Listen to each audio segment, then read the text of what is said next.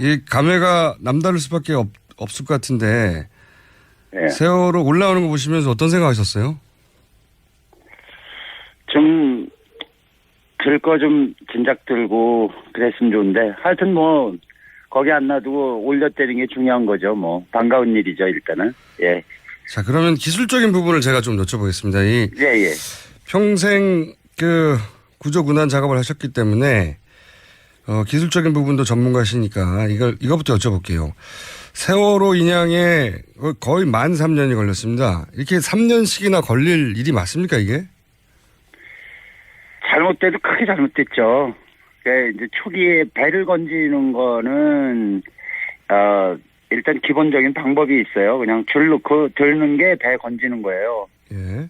근데 이제 그런 간단한 방법을 놔두고 어떤 무슨 방법이네 무슨 공법이네 뭐 어렵게 얘기해서 결국 뭐 제가 생각하기에는 좀 우리가 좀 속은 것 같은 느낌이 많이 나죠. 속았다. 그러면 예. 좀 구체적으로 네.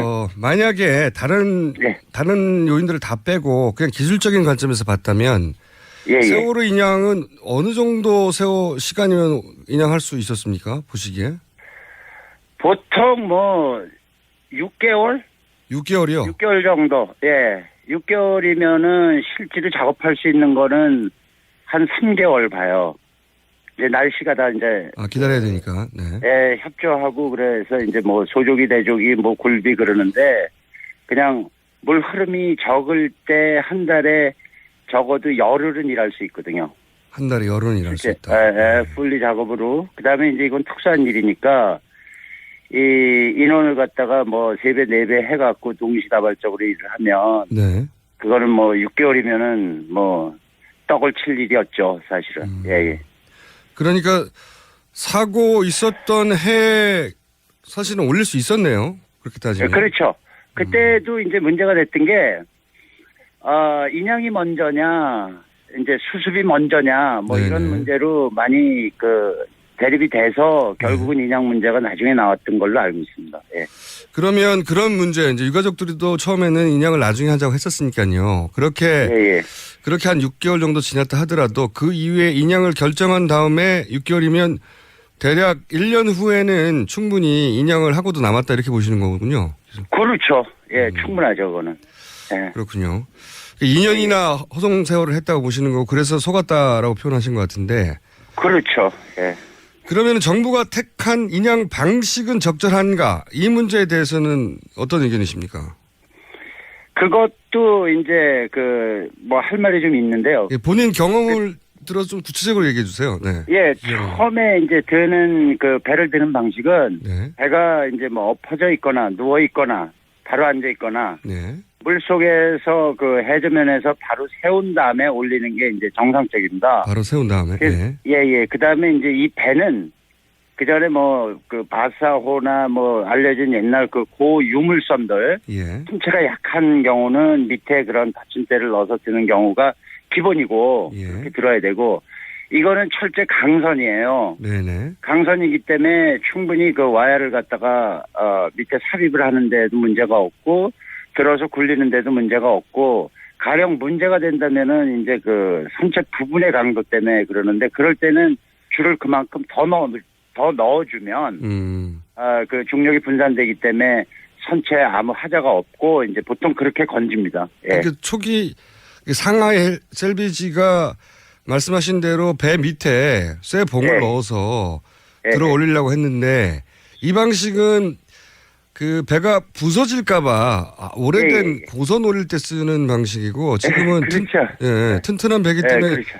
그런 방식을 채택할 필요가 없었다고 보시는 거는군요. 그렇죠. 불필요한 일을 한 거고 오히려 어떤 특수 공법인의 선체 보존을 위해서 했다 그러는데 그래서 사실 이 배가 보존이 됐습니까? 지금 올라오는데. 구멍만 뚫렸지만요. 마스트고 뭐고 다 자르고 램프 자르고 이런 식으로 해서 올렸죠. 그러면 시기는 6개월이면 충분했다고 보시면 그러면 이런 공법, 이런 방식으로 최초 채택되면서 비용이 한 1,000억 정도 들어갔다고 하는데 비용 측면에서는 어떻게 보십니까? 비용도 아무리 많이 해도 한 250억이면은 충분히 배를 와야를 건졌다고 봅니다, 저는. 아, 그래요? 예, 예. 이 그 금액의 산정은 본인이 인양해 봤던 경험에 비추어서 이 정도면 가능하다고 보시는 거예요? 그렇죠. 그것도 어떻게 보면 좀 충분히 봐서 그런 겁니다. 아, 이게 실비가 아니라 실제 이 예, 정도로 이 정도면 가능했을 거라 보시는 거군요. 예, 가능했죠. 비용이 그러면 그 대표님 보시기에는 굉장히 부풀려진 건데 예. 비용이 이렇게까지 부풀려졌다고 보신 이유는 뭡니까? 어디서 비용이 들어갔을까요, 그럼? 그거는 뭐 특수한 공법에 뭐 이렇게 해서 이제 어떤 그 견적을 넣을 때 뭐 그 가지를 많이 이제 이제 뭐 그러니까 이유를 많이 낸 거죠. 여러 가지 들어갈 거를. 뭐 예를 들어서 불협제를 사용한다. 예. 예, 불협제 사용하는 것도 그래요. 불협제도 이 불협제가 이제 그 선체 어디 고박이 되냐가 이제 문제인데 예. 그 불협제 하나가 예를 들어서 뭐 7,000톤에 해당되는 불협제가 있다고 쳐요. 예. 그러면은 그게 연결되는 부분은 한 군데로 해서는 안 된다고요. 어차피 배를 드는 거는 중력을 분산시켜야 되기 때문에 그 무게를 중량을 분산시켜야 되기 때문에 불협제를 그러니까는 그 산재에서 여러 군데에다 해갖고 하려고 이제 아마 구멍을 그렇게 많이 뚫은 것 같아요. 불협제를 붙이려고. 예. 근데 이제 그거는 깊이 안 내려가고 수심 한 5m 되는 그 측면에다가 구멍을 뚫어서 거기다 붙이는 방식인데 그렇게 해서 성공을 했다고 그러니까 부력이 충분히 그 선체를 움직일 만한 그 부력에 도달했다고 그래도 그다음에는 선체가 견디질 못해요. 아하. 이 배는 설계된 게 다니게끔 설계가 됐지 그렇게 한쪽에다가 뭐를 부착해서 잡아 뜯는 경우가 되거든. 그래서 아마 실패했다고 저는 생각을 합니다. 이 불협제라는 게 뭐 말이 어려서 어떻게 풍선 다는 거 아니겠습니까? 그러니까. 예, 풍선을 다는데 예를 들어서 종이 상자에다가 풍선을 달아요. 종이 상자에다가 물을 집어넣고 달았을 때 풍선을 큰 거 하나 달면은 한 줄로 매서는 종이가 그냥 뭐 찌그러지거나 잘라지거나 그렇게 되겠죠. 그래서 이제 작은 풍선을 여러 개 달아요. 그 총 무게만 그걸 들만한 거를 여러 개 달라면 여러 면적의 구멍이나 끈을 묶어야 되겠죠. 근데 묶은 부분이 종이 되는 거지. 그럼 결국은 뜯어진다는 거예요. 묶은 부분이 찢어질 것이다. 그렇죠. 아니 그건 찢어져요. 찢어진다. 당연히. 예. 이제 그렇게 보시는 건데, 그래서 사실 그 국내 입찰에 참여했던 국내 업체들도 다 이 방식으로는 안 되고, 최종적으로 그 대표님이 말씀하신 와이어 걸어서 올린 방식으로 했지 않습니까, 결국은? 그런데 왜 이렇게 보시기에, 전문가들이 보기엔 말이 안 되는 방식을 제출한 이 상하이 셀비지 중국 업체를 선정했을까요, 해수부가? 글쎄요, 뭐 우리랑 말이 안 통해서 그렇게 되는 것 같은데 한마디로. 말이 안 통한다는 건 무슨 의미입니까? 그 사람들은 이제 중국말 쓰고 우리는 한국말 쓰니까 뭘 해도 그 어떤 정보 유출이라든가 그 과정이 이렇게 뭐 그런 어떤 철저한 보안. 철저한 보안을 하려면 외국어 쓰는 사람 특히 뭐 어디 그 외국어를 아는 사람이 별로 없는 뭐 이런 식의 어떤 거 아니었을까. 그런 이유로 추정할 만큼 그 상하이 셀비지를 기술력으로 평가해서 선정한 건 아니라고 보시는 거군요. 상하이 셀비지 같은 경우는 뭐 물론 국영이지만 물론 뭐 중국이나 어떤 뭐 제3국의 어떤 그 군안 그 실력이라 그럴까 그런 거는 그냥 일반적으로 100원 지는 건 100원 지는 거예요. 근데 이제 알려져 있고 제가 알기로는 상하이 셀비지 같은 경우는 해서는 안 될 일들을 하고 그런 어떤 그 끔찍한 일을 한 회사로 알려져 있기 때문에 구체적으로 어떤 해서는 안 되는 끔찍한 일을 했나요? 그거는 뭐 몇 년 전에 세월호 사고 나고 아마 양쯔강인가에서 배가 하나 뒤집어진 적이 있어요. 200여 명 사고. 유람선이 넘어졌는데 이틀 만에 건졌다고 높이 평가받는 뭐. 그렇죠. 그거는 높이 평가해야 될 일이 아니고 아주 끔찍한 일이었습니다. 그게 뒤집어지면 그게 뒤집어지면 순간 전복이 되는 게 이제 순간적으로 일어나서 또 그리고 배가 떠 있었고 세월호처럼 한쪽이 들어가서 이렇게 부분적으로 떠 있던 게 아니고 완전히 뒤집어졌죠. 평평하게 떠 있었는데 그걸 그냥 이틀 만에 다시 뒤집어서 그 안에 산 사람을 다 죽이는 거 아닙니까? 아, 그래요? 예, 그거는 그런 어떤 그 신속한 뭐 그런 기술력을 자랑할 게 아니고 일단 그런 사고가 나면 있는 상태에서의 그 생존자 구조가 우선인데 그거 뭐 말 못하는 그 다음에 무슨 뭐 잡으면 없었던 것 같아요. 그만큼 통제를 해서 그랬는지 중국 정부에서. 그런 회사에다가 이런 일을 물론 뭐 다 끝난 후에 고철 건지는 건데 예. 그렇게 맡긴 거는 조금 그렇더라고요. 예. 그러니까 양쯔강 사고가 나고 유람선이 이틀 만에 이제 인양됐다고 높이 평가받는 부분들이 있는데 전문가 보기에는 그게 아니라 정반대로 200명이 완전히 뒤집어졌기 때문에 그 안에 생존 가능성이 있었는데 그걸 무시하고 건졌기 때문에 이런 그렇죠. 업체는 그 비도덕적이다. 그렇죠. 그거는 있어서는 안 될 일을 그렇게 했고, 예. 아하. 그건 처음 듣는 얘기인데 그렇게 볼 수 있는 거군요. 그렇죠. 당연하죠. 뭐 우리나라 언론에서도 역시 대국이야 뭐 이런 식의 어떤 칭찬을 하는데, 예, 그거는 뭘 모르고 하는 소리군요. 전혀 아니죠. 예. 그러면 왜 그러냐? 예. 중국에서 그러면 유가족들 중국 유가족들 물론 결과적으로 유가족 됐지만 중국의 당시 사고 가족들이 반대하지 않았을까요? 혹시 아십니까? 그거에 대해서도 전혀 아는 바가 없어요. 알려진 바도 없고. 그냥 어떤 그 결과에 대해서만 그렇게 금방 그렇게 조치를 해서 그 대국의 면모를 뭐 이런 식으로 그냥 거기서도 그냥 그렇게 한 것 같아요. 지난번 무서운 나라니까. 예. 지난번에 이제 그 세월호 사고 초기에도 지금도 이제 양쯔강 사고에 대해서 그렇게 배가 뒤집어졌다면 이틀이면 그 안에 생존자가 있을 가능성이 있는데 생존자부터 따지지 않고 배부터 건졌기 때문에 이건 잘못된 거라고 말씀하셨는데 네네. 그 세월호 사고 때도 초반에 생존 가능성을 말씀하셨지 않습니까? 네, 그렇죠. 그런데 이제 나중에 그 아이들이 물 밖으로 나오면서 아이들을 상태를 보시면 알 수 있다고도 하셨던 걸로 제가 기억하는데. 예. 그 결과적으로 나중에 이제 수습된 아이들의 상태를 보고는 종합적으로 어떻게 판단하세요? 이제 그 가족 중에 한 명이 저는 이제 뭐 올라온 그 아이들을 본 적이 한 번도 없습니다. 네, 가족들만 봤죠. 예. 예, 그 가족들이 이제 한 가족 학병 하나가 자기 그 자식이 올라오는 오나 안 오나 해서 그 시신 올라오는 거마다 뭐 2달 동안 한 200몇 명을 계속 자기 눈으로 확인을 했다고 그래요. 그러면서 하는 소리가 2달이 지나니까 네. 이 친구들이 다 이제 그 부패가 돼서 나왔더라. 안타까운 일이다. 이렇게 얘기를 하더라고요. 그래서 부패 상태가 어떻대? 그랬더니 몸이 부풀어 있더라. 부풀어 있더라. 예. 근데 총수님도 아실 이제 들은 얘기지만 예. 그 2달 정도 된 이후에 그 발견된 이제 수습된 한 아이가 꼭 엊그제 죽은 것처럼 얼굴이 깨끗하게 돼서 몸이 그렇게 나온 적이 있어요. 그런 아이도 있었습니다. 예. 예, 가족이 이제 막 그거에 대해서 이제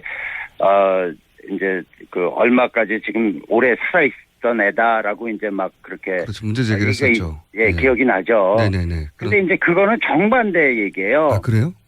예, 깨끗한 아이는 그 사고가 나자마자 그냥 익사로 해서 죽어서 몸이 그렇게 보존이 됐고. 바닷물이어서.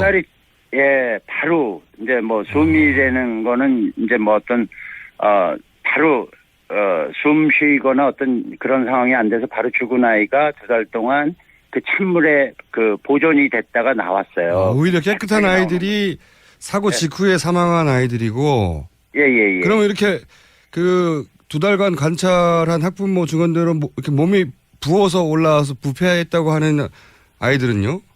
예, 그런 아이들은 우리가 이제 잠수 다이버들 이렇게 하도 이제 그 뭐 사건이 길게 가다 보니까는 이제 뭐 다이버들 그 사사건건 이런 있는 일들이 다 이제 세상에 알려졌는데 감압이라는 걸 하잖아요. 깊은데 들어가서 잠수병 때문에. 예. 그렇죠. 그 잠수병이 되는 게 몸속에 과도하게 그 깊이와 시간을 어겼을 때 그 초과했을 때 몸속에 녹아드는 그 질소 때문에 그래요. 네. 공기 때문에. 네.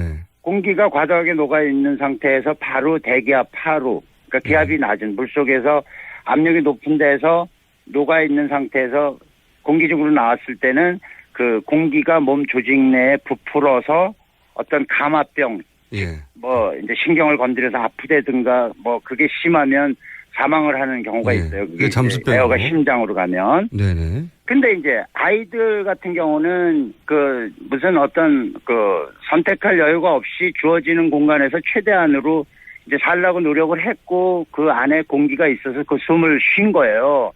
그래서 어떤 아이는 배가 기운 상태에서 뭐 30m, 어떤 아이는 20m 수심, 예. 어떤 아이는 10m. 예를 들어서 30m 같으면은 그 속에 있는 그 공간이 그 침몰 당시에 4분의 1로 줍니다. 네. 4분의 1로 줄어든다는 건 4배로 압축이 되는 거예요, 그 공기가. 아, 네. 그 압축된 상태에서 호흡을 하게 돼요, 얘가. 예. 이제 연명을 하죠. 그러다 결국 죽는 거는 이제 거기 녹아들어 있는 산소에 이제 제한된 양 때문에 네네. 결국은 질식을 해서 죽게 돼요. 네. 그러면은 그 아이가 숨을 쉰 거는 4배 되는 공기를 숨을 쉬고 숨을 거두게 됩니다. 소위 압축 공기를. 그러면은 예. 그렇죠. 나중에 다이버가 이제 그 시신을 발견하고 데리고 나올 때는 감압이나 뭐 이런 그 숨을 안 쉬기 때문에 네. 그런 감압 과정 없이 과정을- 바로 올라오니까. 네, 그렇죠. 오래 있어도 마찬가지예요. 그거는 감압을 아. 하는 데는 건 호흡이 돼야지 속에 있는 게 녹아 나오는 거니까 호흡을 아니고 피부로 나오는 건 아니에요. 이게 공기가. 그러니까 그걸 데리고 나와서 위에다 올려놓는 순간 6분에서 뭐 한 12분 어떤 아이는 뭐 한 6시간 그 몸 그 상태에 따라서 몸이 부푸는 거예요. 그걸 보고선 애가 부패했다고 그러는 거예요. 2달의 어떤 그 조건이 부패될 조건이 거기선 하나도 안 주어져요. 그거를 증명한 게 몸이 깨끗하게 나온 아이고 그다음에 나 살아있었어 엄마 아빠 하고 그 상황을 증명한 아이가 몸이 부풀어서 나온 아이고 그런 아이들이 200명이 된대 200여 명이. 그러니 그게 큰 범죄가 아니고 뭐냐고. 그러니까 정반대로 일반적으로는 생각하는데. 그렇죠. 몸이 깨끗한 아이는 오히려 그 차가운 바다에서 보존된 것이고 즉사한 이후에.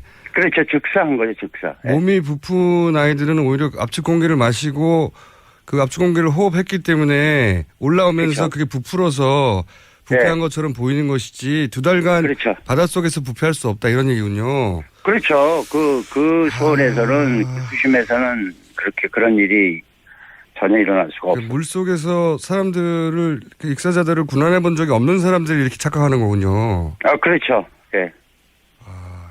그렇죠. 말씀 듣고 보니까 더 안타까운데. 짜증나는 거죠.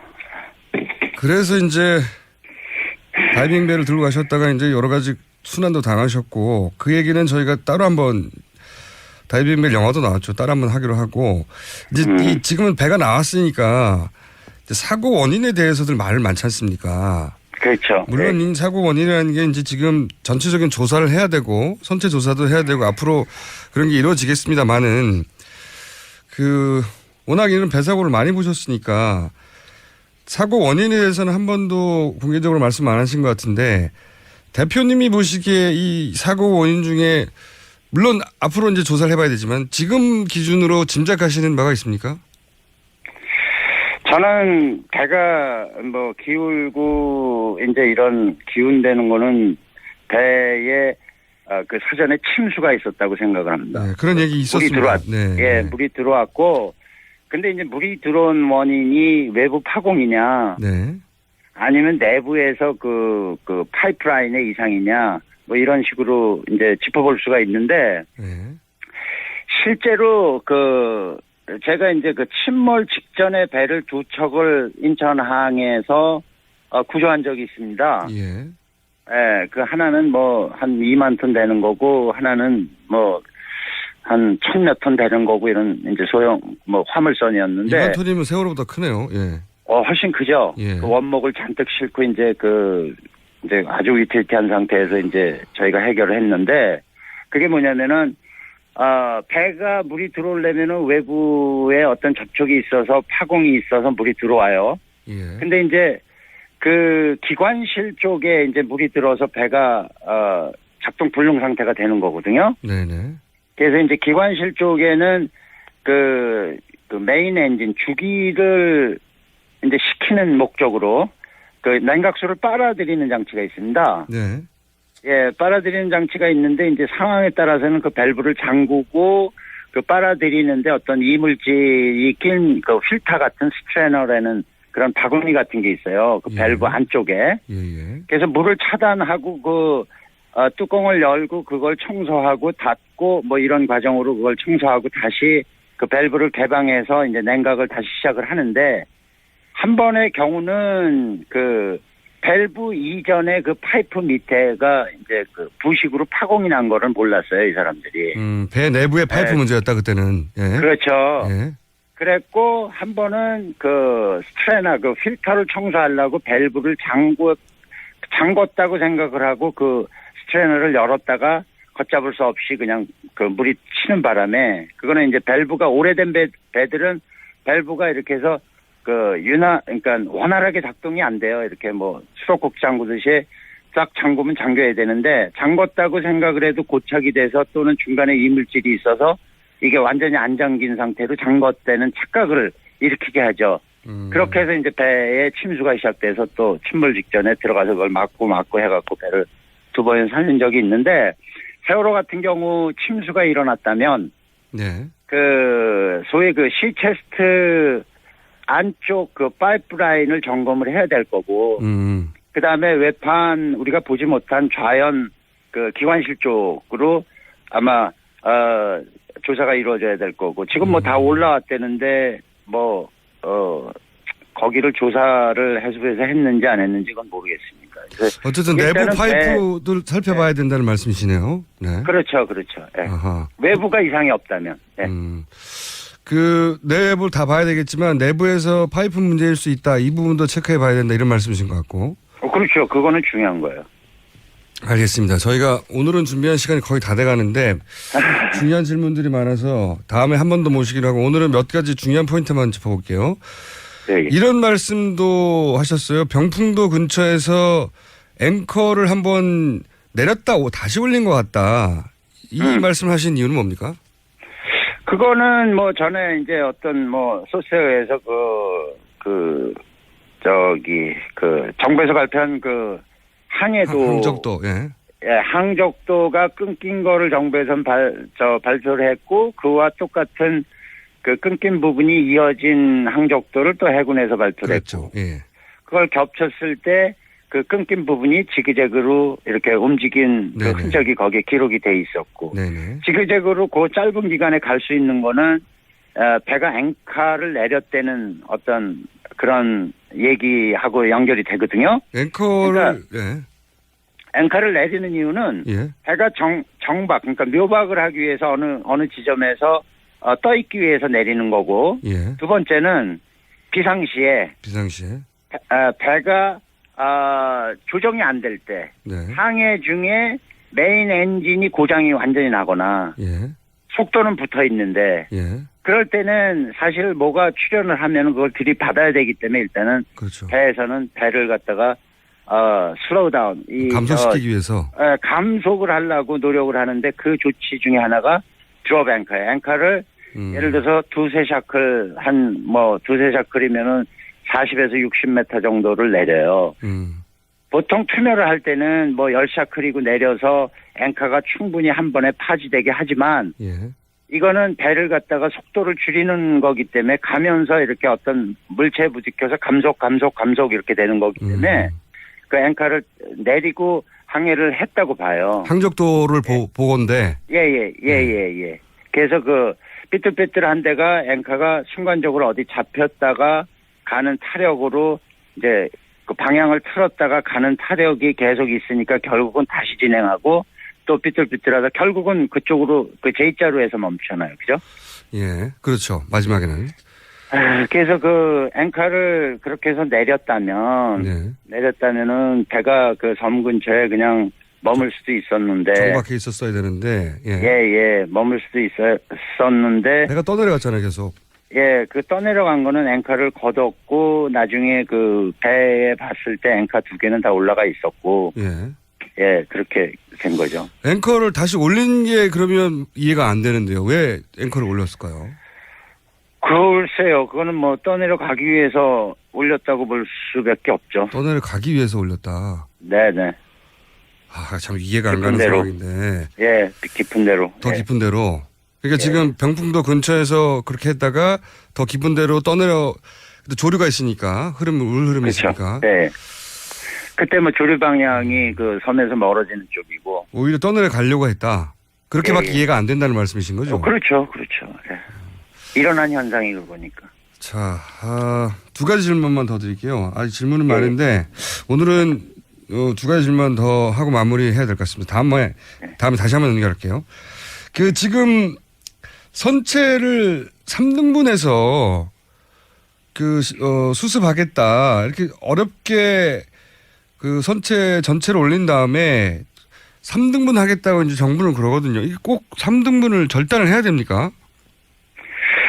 절단을 하는 거는 아무 이제 폐선의 경우는 절단을 해요. 폐선은 분해를 해서 이제 용광로로 분해해야 되니까. 근데 이거는 사건이 어떤 발생이라든지 뭐 발생이 돼서 침몰이 되고 그다음에 이런 어떤 희생자가 있고 이런 상태에서는 배를 절대 건드려서는 안 돼요.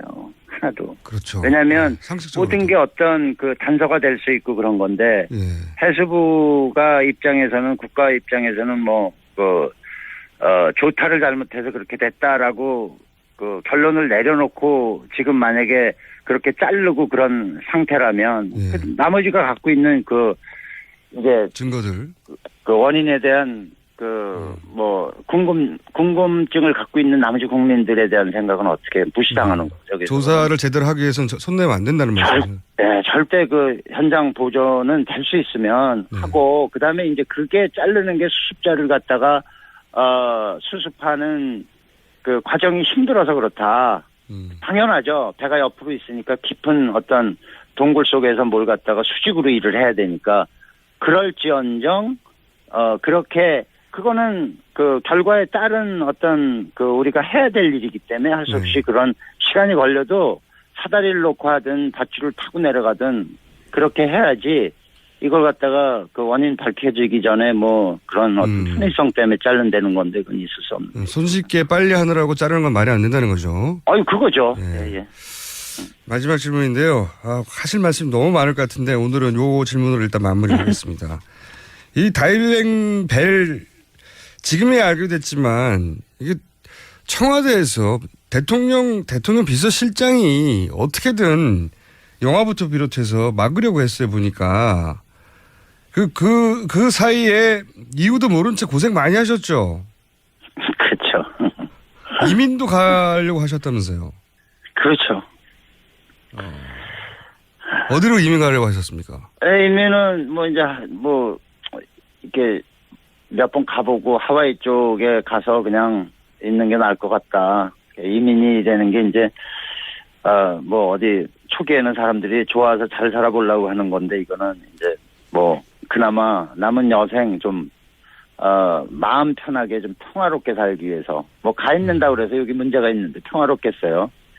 일단은 이제 그런 어떤 반응이었죠. 그 사건에 대해서. 네, 워낙 마음고생을 많이 하셔가지고 그때 공격도 많이 당하셨고 그리고 또 최근에는 사무실에 불이 나가지고 그동안 일해온 장비 자료 다 없었다면서 28년 동안 쌓아놓은 게. 그게 다 녹아 없어지더라고요. 한 4시간 반 동안. 자 이제 이민 가지 마시고요. 세월호 조사하실 때 아무래도 참여하셔야 될 것 같아요. 글쎄요, 그건 시켜줘야 하는 거고, 시키는 사람 자체 또 마음도 문제고, 그래서 하여튼 예를 들어서 어떤 세력이 있어서 그걸 감추려고 그러면 그게 드러나겠어요. 끝까지 감추지. 그러니까 끝까지 감추려고 하는 거를 밝혀내 주셔야죠. 근데 일어난 현상들이 사실은 간단하게 증명을 하는데 그걸 어렵게 과학이 어쩌고 이래갖고 그걸 어렵게 해서 국민들을 질리게 한단 말이에요.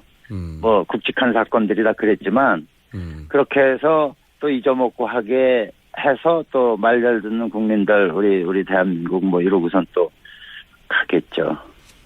그런 걸 걱정하시군요. 이번에는 네. 다음 정권에서 절대 그러지 말아야죠. 그때 조사 참여해 주시길 부탁드리며 오늘 여기까지 하고 저희가 네. 앞으로 인터뷰할 해야 할 일 많을 것 같습니다. 오늘 말씀 여기까지 드릴게요. 예, 감사합니다. 네, 감사합니다. 예, 수고하십시오. 다이빙배 영화 주인공이죠. 알파 잠수 기술공사 이종인 대표였습니다. 이 감회가 남다를 수밖에 없을 것 같은데 예. 세월호 올라오는 거 보시면서 어떤 생각하셨어요? 좀 들 거 좀 진작 들고 그랬으면 좋은데 하여튼 뭐 거기 안 놔두고 올려 때리는 게 중요한 거죠. 뭐 반가운 일이죠 일단은. 예. 자, 그러면 기술적인 부분을 제가 좀 여쭤보겠습니다. 이 예. 평생 그 구조군안 작업을 하셨기 때문에 기술적인 부분도 전문가시니까 이거부터 여쭤볼게요. 세월호 인양에 거의 만 3년이 걸렸습니다. 이렇게 3년씩이나 걸릴 일이 맞습니까 이게? 잘못돼도 크게 잘못됐죠. 이제 초기에 배를 건지는 거는 일단 기본적인 방법이 있어요. 그냥 줄 놓고 들는 게 배 건지는 거예요. 예. 근데 이제 그런 간단한 방법을 놔두고 어떤 무슨 방법이네 무슨 공법이네 뭐 어렵게 얘기해서 결국 뭐 제가 생각하기에는 좀 우리가 좀 속은 것 같은 느낌이 많이 나죠. 속았다. 그러면 예. 좀 구체적으로 네. 만약에 다른 요인들을 다 빼고 그냥 기술적인 관점에서 봤다면 예. 세월호 인양은 어느 정도 시간이면 인양할 수 있었습니까? 보시기에? 보통 뭐 6개월? 6개월이요? 6개월 정도. 예. 6개월이면은 실제로 작업할 수 있는 거는 한 3개월 봐요.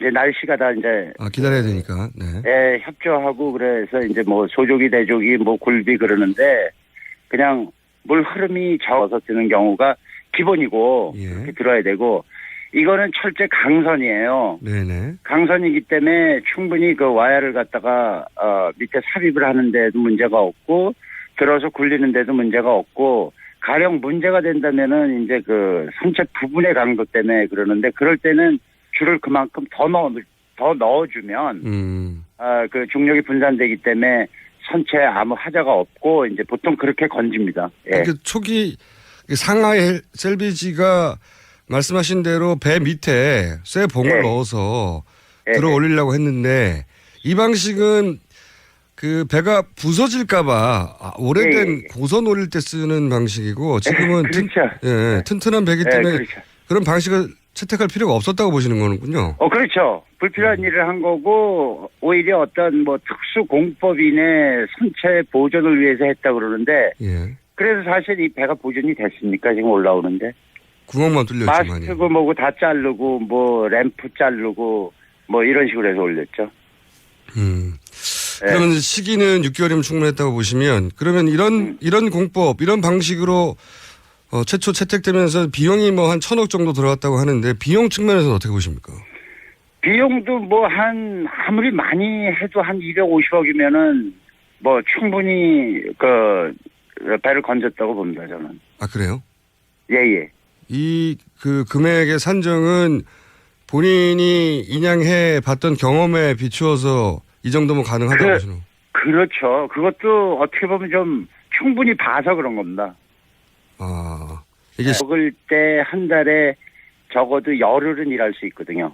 한 달에 열흘은 일할 수 있다. 풀리 작업으로. 그다음에 이제 이건 특수한 일이니까 이 인원을 갖다가 뭐 3배, 4배 해갖고 동시다발적으로 일을 하면 네. 그거는 뭐 6개월이면은 뭐 떡을 칠 일이었죠, 사실은. 예. 그러니까 사고 있었던 해 사실은 올릴 수 있었네요. 그렇게 따지면. 그렇죠.